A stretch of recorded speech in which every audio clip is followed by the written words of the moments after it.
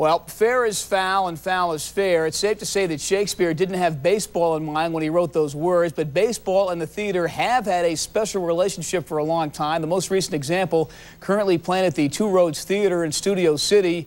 It's a one-man show called MATTY, an evening with Christy Mathewson. He was a pitcher and a whole lot more. Gary Cruz has the story.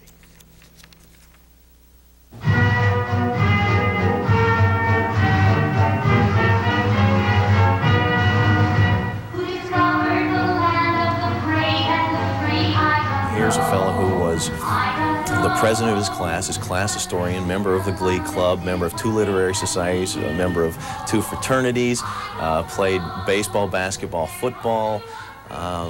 He was the biggest man on campus that I had ever seen. Meet Eddie Frierson, also a man of many talents.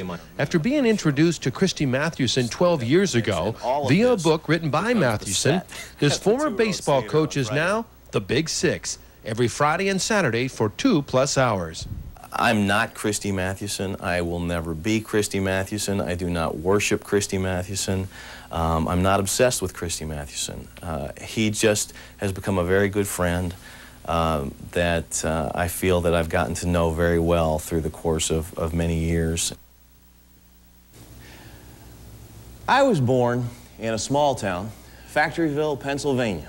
And now people all over Southern California are able to enjoy this remarkable showing, thanks in part to Frierson's portrayal and Kerrigan Mahan's brilliant directing. When you have one man on stage for 2 hours, it's doing, I think, 18 different characters.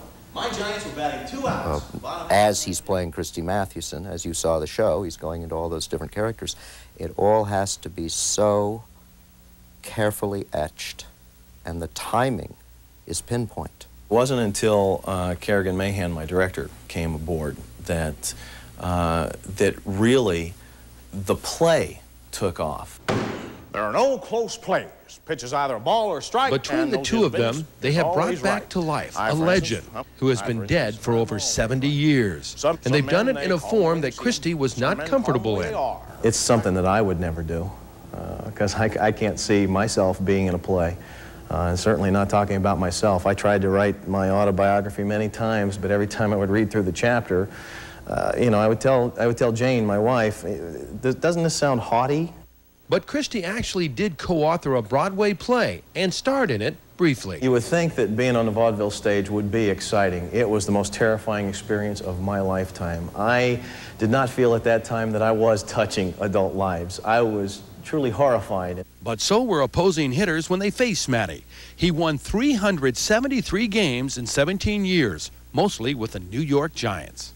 This was somebody who was ahead of his time, incredibly intelligent, revered by everyone, peers and kids all over the country, and businessmen and women.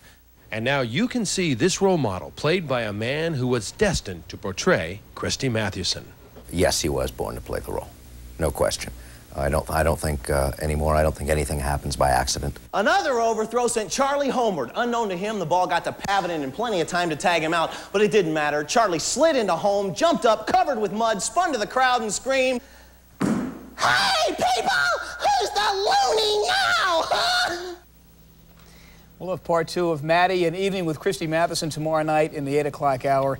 We should tell you now, Scott Johnson, who is a producer in the sports department, who's a baseball nut, discovered this piece. I mean, he saw the play and decided to do a story on it, and it's very interesting. He says it's a terrific show.